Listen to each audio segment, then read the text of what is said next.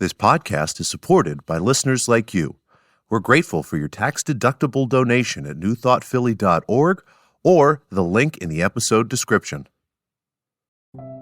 A practical prayer is a prayer that works. These discussions between Reverend Bill Marcioni and Carol Lawrence dive into the details of how it works and how to work it. Reverend Bill is a New Thought minister and the author of Practical Prayer for Real Results. Your new life begins with a new thought. Carol Lawrence is on a spiritual quest, finding the New Thought teaching after decades on the pulpit in 3 different traditional denominations. I've got some questions. Together, they're exploring the philosophy and activities that come together from many of the world's religions to create the practical spirituality that is New Thought.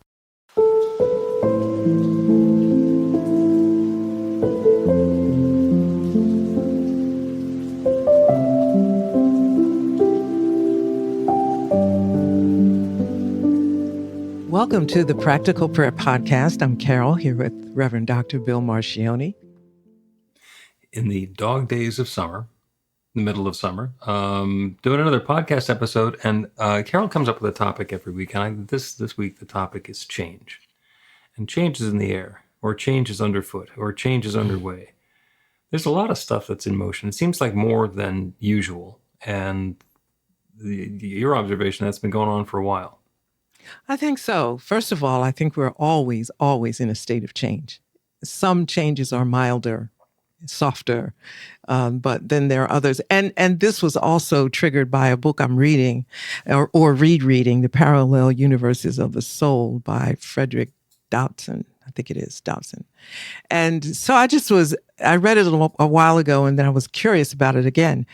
And I thought about, sometimes when you're reading something or somebody writes it, it's all deep and mysterious, but then it really is just real simple. It's about how things change. And sometimes change happens with a simple decision. Your whole life can change in just with a decision. But then there are other external things that, like, and I pointed out to you earlier, Hurricane Sandy, that was devastating. Really. Mm-hmm. And I was living nowhere near the ocean. I was in way inland, and buildings, just crashed. And it was like looking at something on television. I was without lights and electricity and all of that for 11 days. So it was pretty rough, but mm-hmm. it passed. It passed. Right. And then the pandemic came, and that was, like mega worse.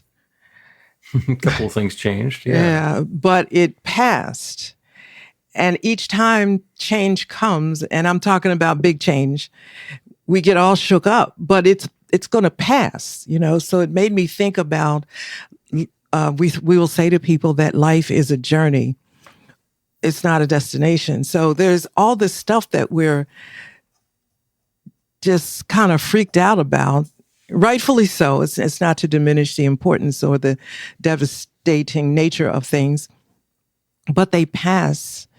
And how are we, it's like, it's part of the journey. So it's what we make of it, in a way, the opportunity to see ourselves in this time, little box that we're in, whatever this little time place that we're going through. We get to see ourselves, and we're going to be different afterwards. But isn't mm-hmm. that with every change, we're going to be different? So, in the midst of it, isn't it worth taking a shot at trying to see ourselves within it and how we want to be when we come out of it? It's tall order. It really is. But yeah. And maybe it's a tall order, and maybe it's the way that we're looking at it. So 10, 15 years ago, we came up with we were looking for a tagline for New Thought Philadelphia, which is, your new life begins with a new thought. And that's pretty succinct. And the entire philosophy is in there, but it gets worked out in the detail. So it should be, your new life begins with a new thought, asterisk, and then 47 chapters of how it apply, because there's some nuance. And a dear friend of mine said, well, what happens if I'm happy with the life I got now? Like, fair point. Fair point. And what we got to was the same understanding that we have when we're doing a breathing meditation. Because when we do a breathing meditation, and that's the morning and evening meditations always include a couple of minutes breathing in the silence. You take a deep breath in and then a deep breath out. And you can only take one breath at a time. And the assumption that we're going to have another breath is just exactly that. It's an assumption. And very few people are like real nostalgic for a breath that they took in 2007. There's been this series of breaths, but your new life begins with a new thought. Your new life begins with a new breath. And just breathing into that possibility, inviting in something new, and then breathing out and releasing what's happened before is the physical experience of change happening. Now, this breath might be exactly the same as the ones that I'm remembering. And that doesn't mean that it's not something to be grateful for. I started doing these meditations at the beginning of the pandemic, and there was a huge respiratory infection going all around the world. And so, it would seem kind of cavalier to say, just take a deep breath. Some people couldn't. It's the same process. So, we went with it. And that serves as a reminder that something is always happening. And it is our assumption or our the unfounded belief that the next thing that happens is going to be the same as the thing that's always happened is the one that trips us up. What do you mean? Explain or give me an example. You've known for all of your life that there's a thing called a hurricane, and that it can cause damage to buildings, and it can knock out power, and it can flood neighborhoods, and it can cause a lot of damage. And it was a theoretical kind of thing that, as you were saying before, you used to watch on TV. And then suddenly, one day, without you particularly thinking anything different was going to happen when you got up that morning or when you started the week, there's this hurricane, and you're in the middle of it. And it's got this huge devastation. It's leaving tons of water and houses knocked down and power out right where you live. And the change happened whether you wanted it to or not. And it wasn't like the laws of the universe changed. It was just that particular thing happened to you. That was what changed. So I'm thinking about that because it was really a devastating moment when I walked out of my house. It's almost like the hurricane came down the street and stopped a couple of doors before it got to us. It didn't damage my husband's church at all. It was,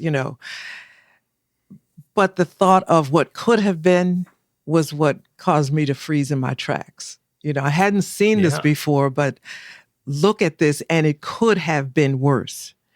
And the only thing I could think of was who has been hurt, and it was just a lot to process. It changed everything. It changed the way we did everything, at least for the next 10 days, okay, or 12 days, whatever it was. But then life goes back to some sense of normalcy. It can, return. And then here comes the pandemic, which was way different. And we're 5 years out. And from my view, life has not yet returned to what it used to be. I don't think it was supposed to. So I don't think it's going to. It's not going to, but there was why would we think that it would? Because we don't think about change. We think about liking and being comfortable where we are. So change happens and it forces you. So I'm thinking in the midst of life, can we look at change as not being something that's devastating, but maybe what is it bringing the opportunity for us to see differently or shift into something different? Because if you keep doing the same thing, nothing changes, but attitude, there's no growth. And I'm struggling with my words because I don't want to be insensitive.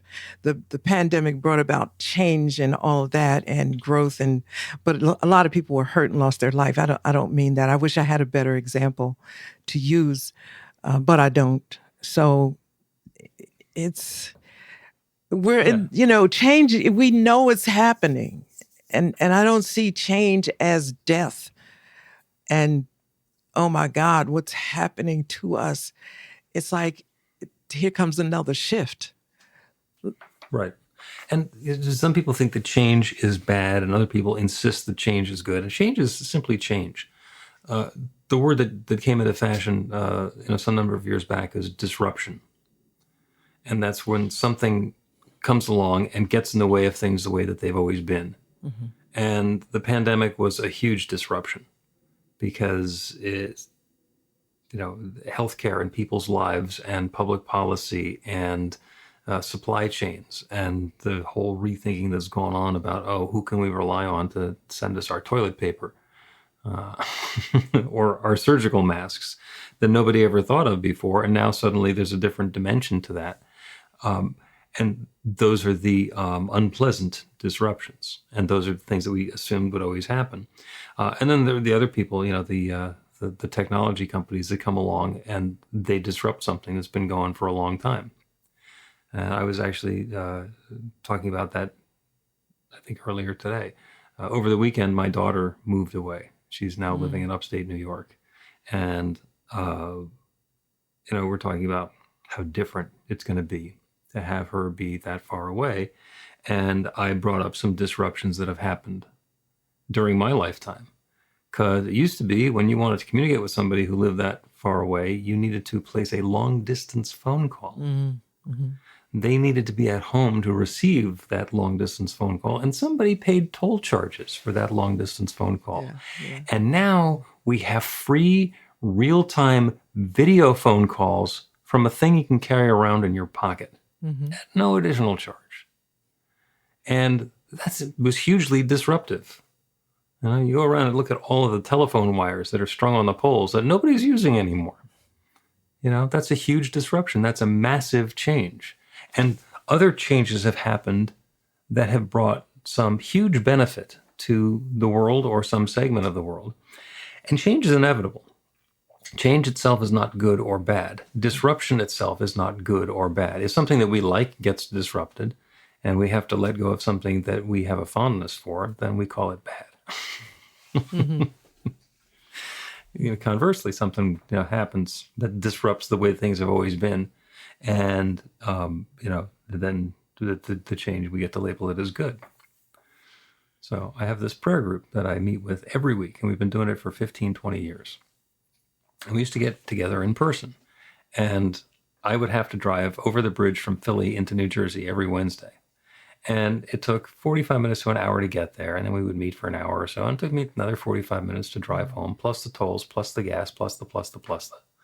And the only thing that I would do is stop at the liquor store because liquor and gas are cheaper in New Jersey than they are in Pennsylvania. But that's small consolation. And we discussed having the meetings electronically on Zoom, and one of the guys who's in the group said, I don't like using Zoom because he didn't like the way that it worked with his glasses. So we never did Zoom. And then in March of 2020, it became unacceptable to drive and get together in person with people. So we moved it on to Zoom. And it's been going okay. And we've gotten together in person a few times since then. We're still meeting every week. And now the guy who didn't like meeting on Zoom has moved to South Carolina. So he's definitely not going to drive to New Jersey every Wednesday. And what could have been a complete disruption is simply a change. Yeah. And it's forced on you. And yeah, I guess the word forced, I was trying to think if that the right word, but yeah, it because we didn't have any choice. Nobody checked in with us to see if this is a good time to have a pandemic. So, Good point. But it's, I'm trying to think of things as the flow of life or the natural evolution of life, however you want to label the movement of life.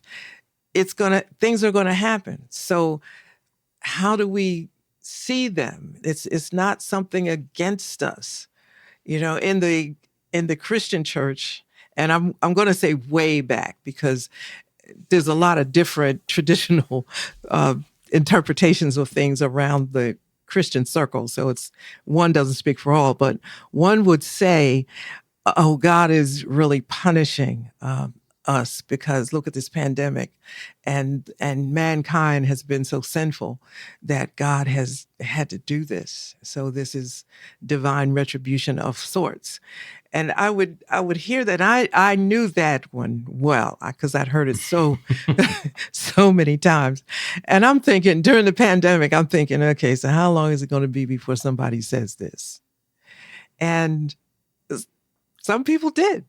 You know, it didn't get as much traction where I was as it might have in another circle, but it was right there. And I'm thinking, can we like open our minds up a little bit and not always think of something happening as though it is a personal thing? It just happens. You know, it doesn't mean that there was a whole lot of sin going on and the rain came. That's what happened up there in the atmosphere somewhere. And somebody who knows that better than me can explain what that was. But down here on the ground where I am, I'm thinking, this is massive. Okay. So, you know, how do I look at it from where I am so that number one, I don't fall apart, and which I'm not. I'm standing here looking at all this thinking, yeah, things really can happen to us. And it's not personal. You know, everything I think isn't spiritual. It can just happen I think what I have in mind is that life is a journey, not the destination. And that keeps coming back to me because even with a crisis, nothing stops. It still keeps going. Right. And the story changes, but it's still the story. Let's take a break. And when we continue, I want to talk about tragedies and insurance claims. Learn to put practical prayer to work in your life. The steps are simple to learn and let you begin to get real results to create the life of your dreams immediately. Reverend Bill Marcione's widely acclaimed book, Practical Prayer for Real Results, gives you a clear summary of the New Thought principles behind practical prayer and the series of easy-to-understand steps found in the most effective prayers from religions and spiritual practices all over the world and throughout history. Practical prayer is not a replacement for your religion or practice. It's a technique to make the work you do in consciousness even more effective. The book includes 40 prayers on various topics that you can adapt as needed and use as your own. Practical Prayer for Real Results is available in paperback, Kindle, and audiobook on Amazon or at b-the-light.com. That's b-the-light.com.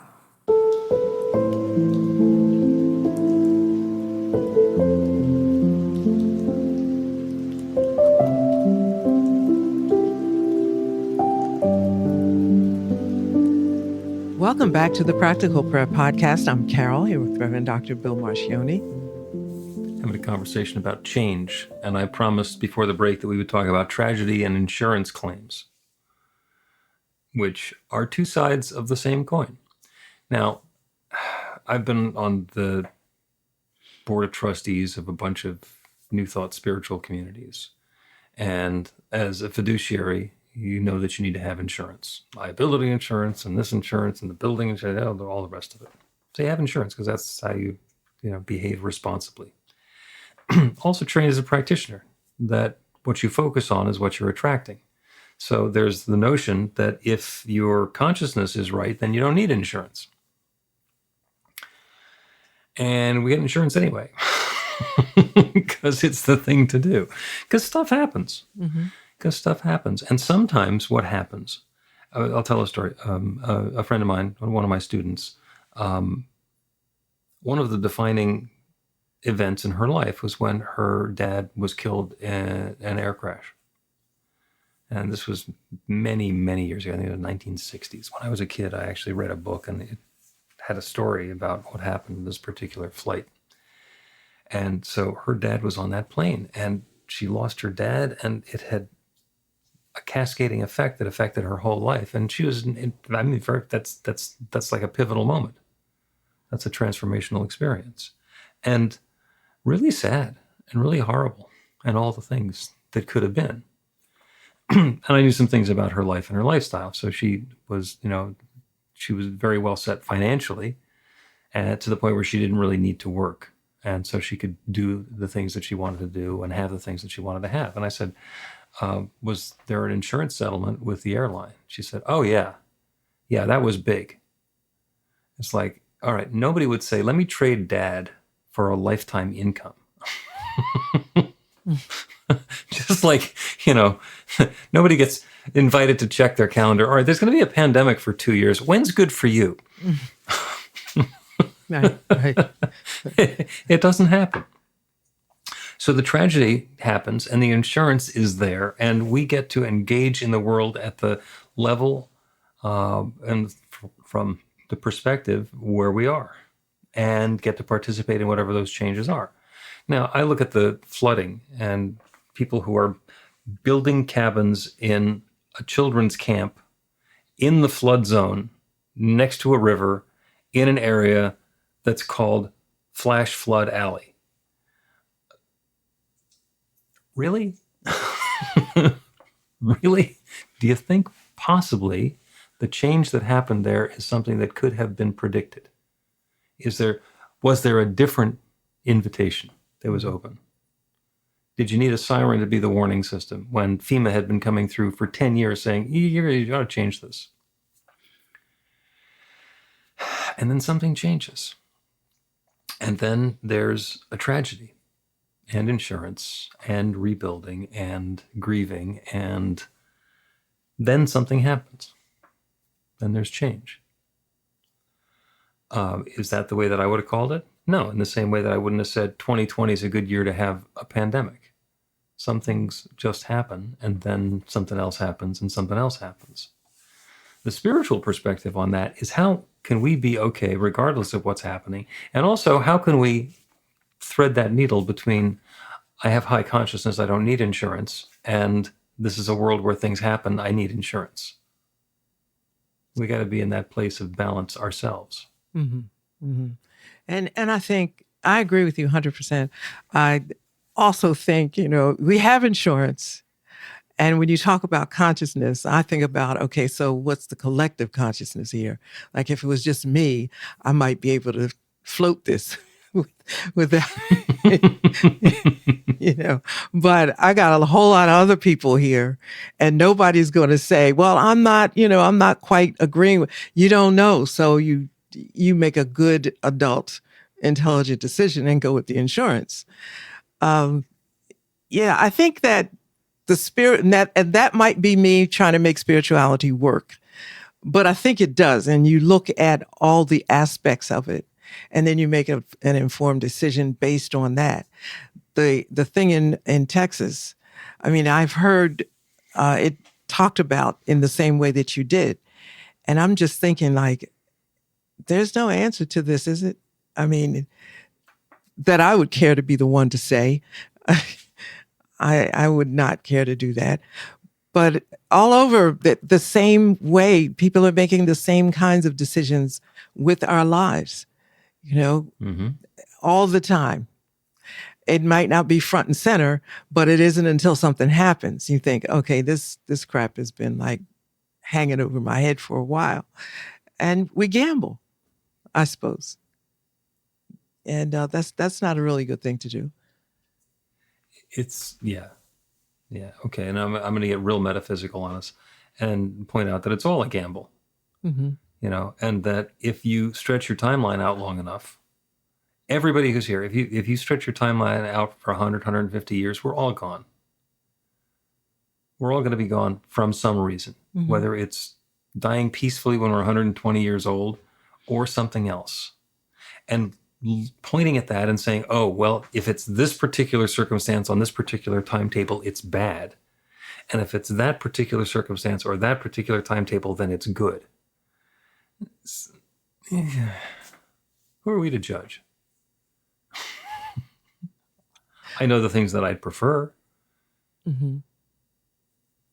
I just, so that, yeah, I'm trying to follow you when you say that. So does it mean that, listen, we're all going to leave here, right? We're all going to leave. Yeah. And things are happening. So you could be caught in the happening. And that was just, are you saying that was your time to go? It's like it changes the story from, oh my God, I'm going to die, to, of course I'm going to die. And then it's a matter of timing and convenience. There is no good time to have a pandemic. Mm-hmm. There's not really a good time where people say, yeah, that's the day where where it's going to end for me, for the most part. But circumstances happen and things unfold. And if we stretch the timeline out 100 years, are you anticipating beyond being 170 years old or whatever? Certainly not. Right. Not. Okay. But do you have specifics in mind? No. No. Because we Neither don't. do I. Yeah. Yeah. So I think the best we can do is, like really make intelligent, informed decisions as we go. And some things are just like come on, let's just don't do this, because I mean, we could go rock climbing. That's what you do, right? You do rock climbing. I used to. Okay. I used to go rock climbing. So, or skiing or something. And I'm always up for stuff. But rock climbing would not be a good decision for me because I can't deal with heights very well. So that's not going to work. I'm going to do something, and it's probably going to be the end of me. just be, or skiing when I know that I have two artificial knees that don't do what I would naturally think they ought to do on time. They'll do it, but the timing might be on their schedule. It might be, yeah. So, okay. So we have some responsibility in this life. Absolutely. For our lives. Yeah. Absolutely. Yeah. And we are participants in this creative process. Yes. So in the same way, we're breathing in and taking in that next breath of life, and we're breathing out and letting go of whatever has, whatever served its purpose, whatever toxins are there that need to be flushed out. In the same way, we're inviting in a new experience and letting go of everything that's already happened. And we are also getting an idea of that next experience that we want to have and setting an intention for it. And then when we breathe out, we're letting go of doubt. We're letting go of our resistance and hesitation. So I'm not going to get in the way of that. And that's where consciousness comes in. So is it possible for me to have a happy, joyous, prosperous life? Sure. Are there going to be things along the way? Probably. Are the little things that happen along the way going to be the defining factors in my life? Or is my life going to be about the happy times with some hiccups along the way? Mm-hmm. Mm-hmm. But isn't that how we would prefer to have the happy life with hiccups along the way? But we don't get to push that button in the beginning. I think we have to make it be that way as we, going forward. Absolutely. Yeah. So is this going to totally knock me, off the wagon? It can. Unless you make a determination that I'm going to have a happy thing along the way. And this stinks, but listen, it'll be over soon. That sounds a bit cavalier, but sometimes that's just the best way to look at it. There's a route that I take when I'm going into Philadelphia or across to New Jersey. And some few years ago, they put speed bumps in. And it's now inconvenient because you have to slow down to make it over the speed bumps without damaging the car. And you used to be able to drive through there really quickly, which of course is why they put in the speed bumps. Mm-hmm. So I understand my participation in this. I could well be one of the reasons that there are speed bumps on that particular piece of roadway. And I'm still free to choose whether I want to drive down that route or if I want to take a different route that's inconvenient for other reasons, but doesn't have the speed bumps. So the speed bumps happen and we deal with them. And I could spend my life complaining about those idiots who put in the speed bumps on my perfectly good routes to slow me down and interfere with me and point to all of the problems that it is as far as I'm concerned. Instead of saying, oh, Now it's a route with speed bumps. Mm-hmm. Same thing in life. Mature way to look at it. You know, Well, yeah, I mean, yeah. okay. Yeah, but yeah, I mean, it's worth taking a second, right? Because I have these little things that I say, and people laugh at me. You know, I say, listen, just get a grip on your little self. This is this is really, you know, one of those pissed off moments. But how really bad is this? You know, how really, I got a story. We got a time for my quick story. Yeah, tell a quick story and then we'll take a break. Okay. So I pull cards for myself every single morning, bar none, every morning. And it's just a part of what I do. And I was on a roll.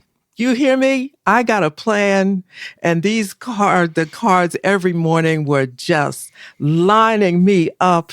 My feet were not on the ground for 2 weeks. So I get this morning, I get this one card that stopped the whole thing. And I was totally floored because I have been used to this succession of whatever. And I'm thinking, okay, the first thing you don't do is get upset. You accept it, that I'm doing my head thing. This is what you do.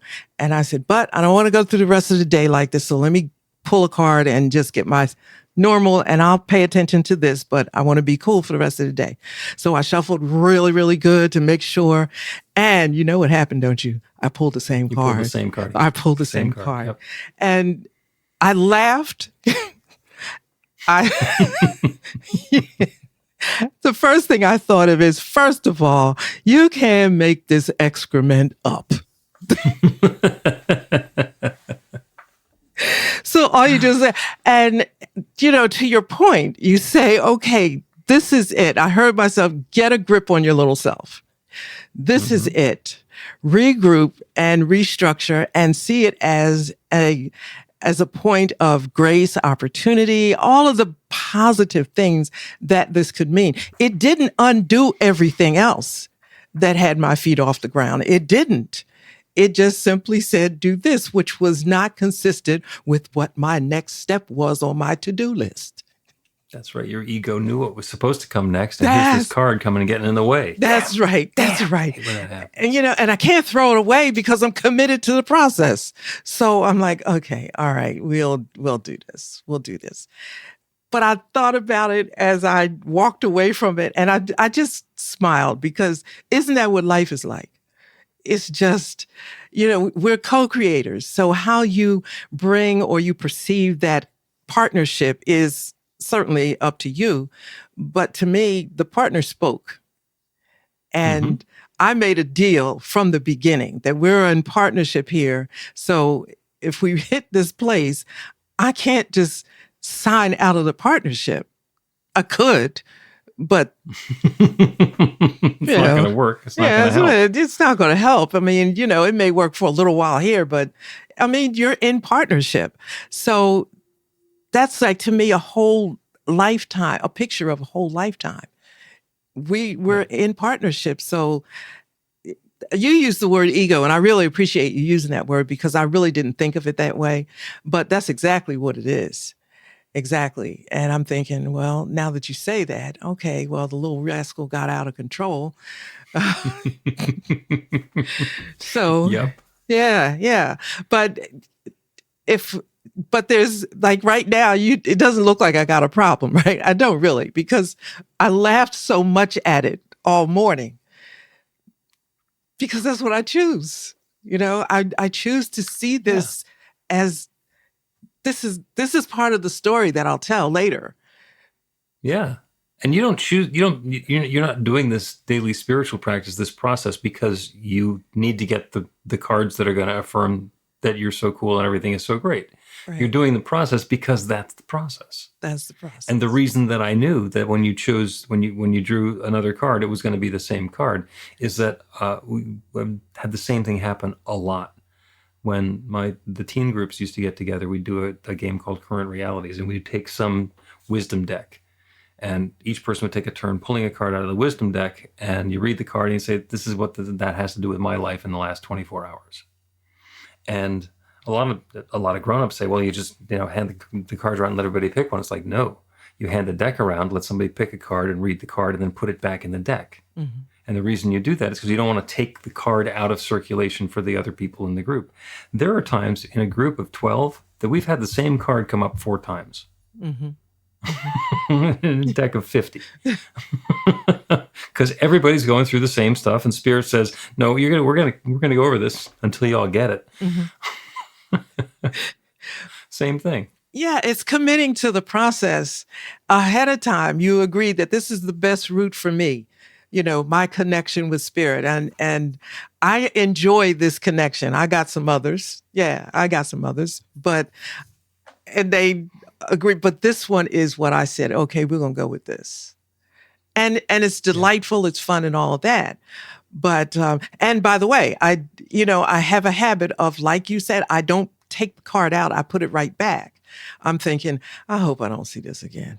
I really hope I don't see this again. But to be authentic and honest to the process, you put the card back. Yeah.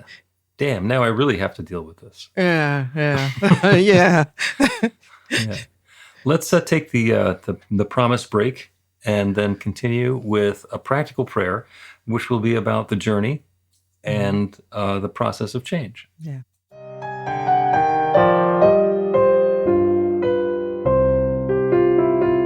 Here's Reverend Bill letting you know that the Practical Prayer for Real Results class is now available on demand. That's right, you can take it at your own pace, anytime you want. All of the information is at BeTheLight.com. That's B-the-light.com. You know where to find that stuff. The class is 5 lessons, broken down into 18 modules, and you can take them at whatever pace is comfortable for you. As you work through the process, it starts out with the theory, goes into the practice, there are experiential activities and exercises, and at the end of the program, you will wind up with an understanding of how practical prayer works, and a practical prayer for yourself that will work to create transformation in your life. And as you know, it works for everything. Take a look at the class online at BeTheLight.com. There's a sample lesson so you can see how the class is going to work for you, and then dive in. The great news is it's on sale now. You can register and save $20 off of the regular price. I'm looking forward to seeing you in class.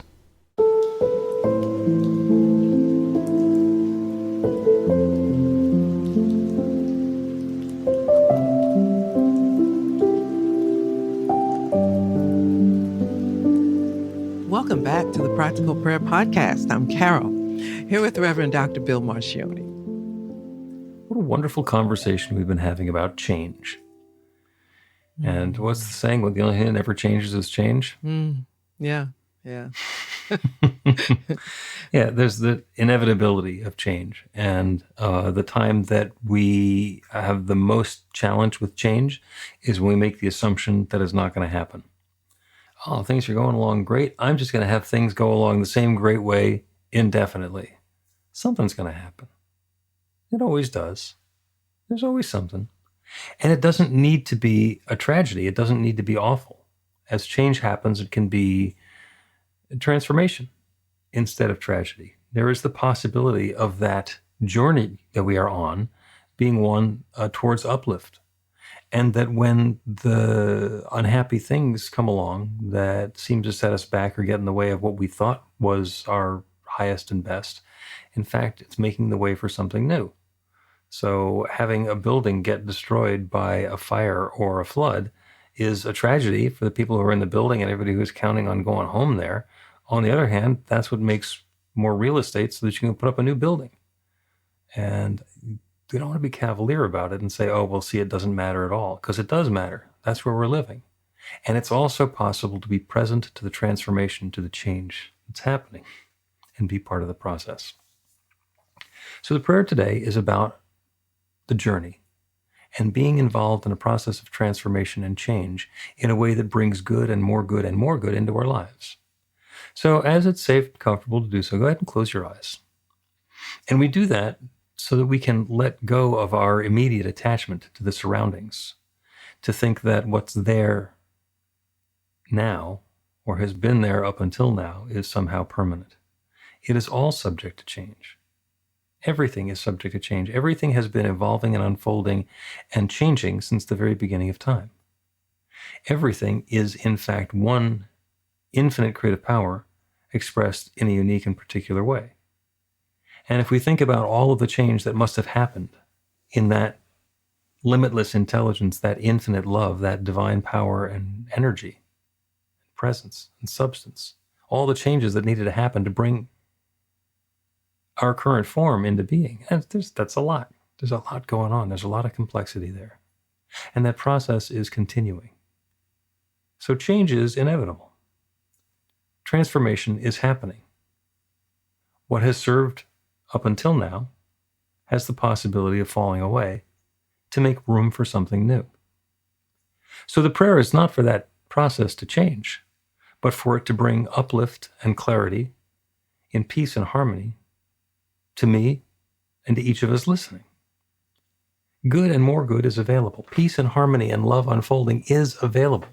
Peace of mind and presence to that creative process, to the transformation, to the change that's going on. Being an active participant in the journey is available to each of us in our own way. There is no need for catastrophe or tragedy. There is no need to have the changes that are happening become the final life-defining event. There's a process unfolding. There is an infinite love revealing itself. There is a divine light that is shining through and as all of creation, through and as each of us in our own unique way. So I know that that light is shining in a new and wonderful way. In some ways, it has the opportunity to shine even more brightly, from a different angle, with a different perspective, different tone and shade and nuance. And that difference is not bad or good. It's simply different. So I invite the newness, I invite the freshness, and I invite the understanding that good and more good is unfolding. And I know that each one is responding and participating and taking part in this creative process in a way that brings the maximum of uplift into experience for us and for everyone we're in contact with.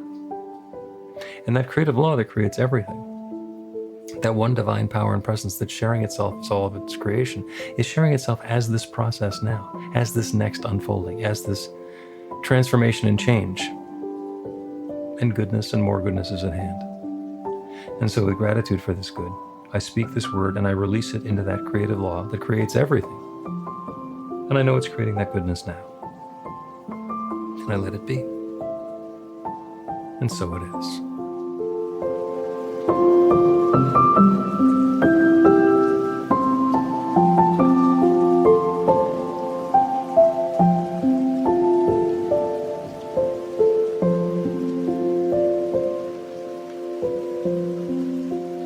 The Practical Prayer Podcast with Reverend Bill Marcioni and Carol Lawrence is a production of BeTheLight.com. be-the-light.com, where you can find more information about practical prayer for real results. Our theme is by Music of Wisdom. You can learn about the spiritual community of New Thought Philadelphia with daily guided meditations, Weekly celebrations of spirit, and Reverend Bill's classes in practical spirituality at newthoughtphilly.org.